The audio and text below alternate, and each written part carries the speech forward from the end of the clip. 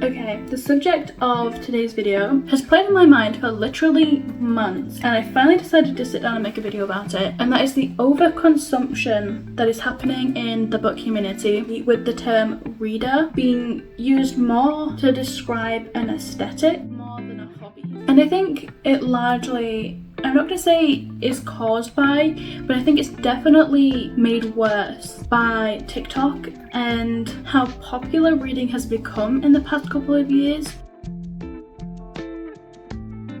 The first thing I really want to talk about is massive book hauls and the patterns that I've seen in these videos over the past couple of years. I have no problem with you making like a realistic video about what you bought at the bookshop. Like, hauls have existed for many years and I have no problem with hauls in themselves, but people will go out and they will buy, you know, like 30 really popular like TikTok books, but then they will do a haul with these, you know, they'll make a whole YouTube video, a whole TikTok, whatever it is, but then these books will get put on a bookshelf and never read ever again. They just sit there like accessories. And I want to talk about unhauling videos a bit later in the video, so I'll touch on that in a second. But these huge book hauls are inherently flawed because you're going to go in this constant cycle of overconsumption and waste because you're buying way more books than you could possibly read.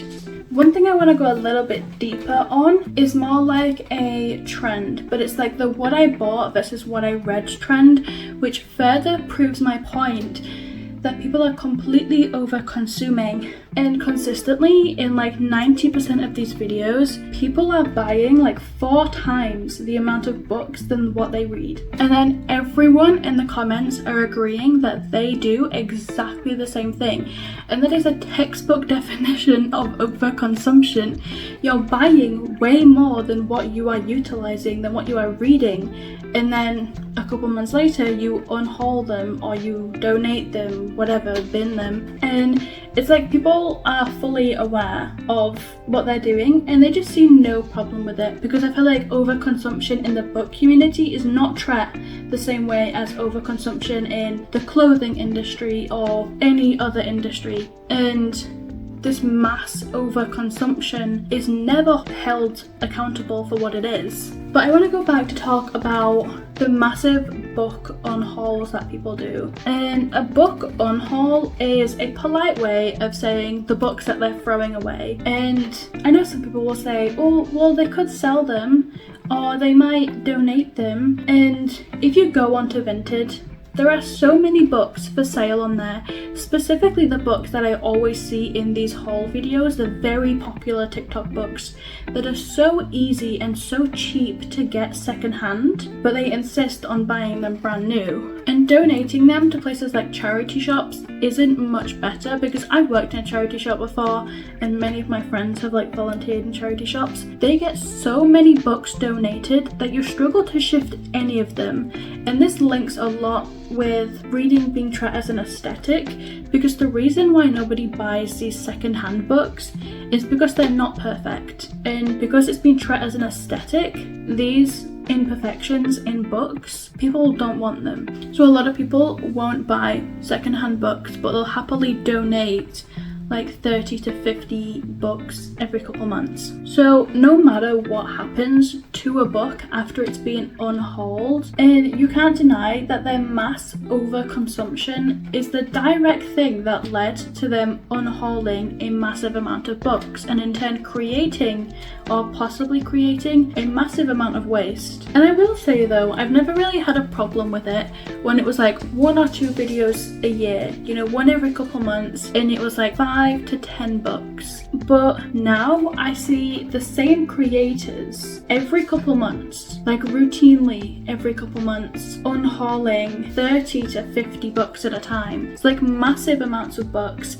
and it's just a vicious cycle. They'll buy more books and then unhaul more books, and 90% of them don't ever get read. And the last and final point I want to make is not really targeted towards the creators, like not towards influencers or it's actually focused towards publishers, and it's more me just wanting to make you aware so you can make your own like informed decisions of whether you want to buy into these things. And that's when halfway through a series they release the final book with a different cover than the rest of the books, and then they release the rest of the books with the new cover. And they do this so that if you want your bookshelf to all match and to look pretty, you have to repurchase your entire collection of these books, and it's such a shitty thing to do. The most recent example of this is with the Dreamland Billionaire series, and it's a money grab from the publishers just to make you buy it again, just to take your money, and it leads to a lot of waste because the publishers very easily could have just released the third book with a matching cover so that people who already had the first two didn't have to repurchase them to get a matching set. So I just wanted to bring that one up because I think it's a really shitty thing to do. All of them link in how the book community is like obsessed with aesthetics and how being a reader is being made an aesthetic rather than a hobby. So I advise you to decondition that as much as you can, but I do have a couple tips to give you before I end this video. My biggest piece of advice, and the one that I do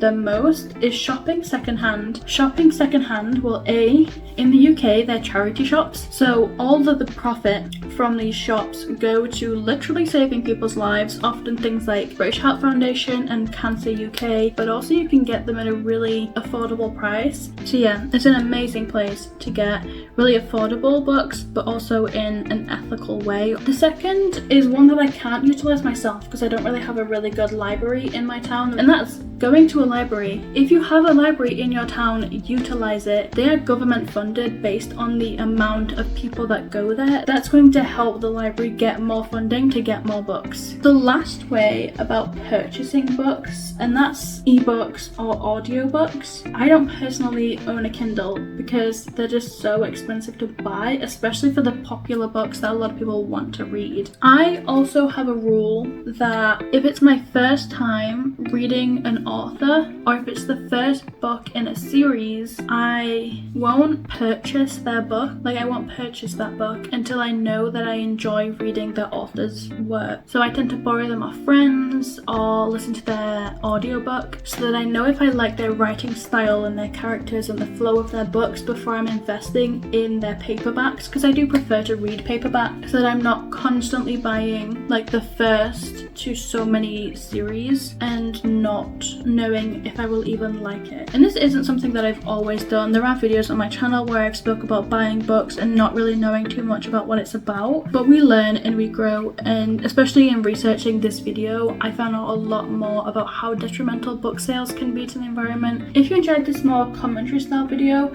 comment down below so I know to make more content like this, and if you have a second, liking and subscribing would mean so much to me. Thank you so much for watching.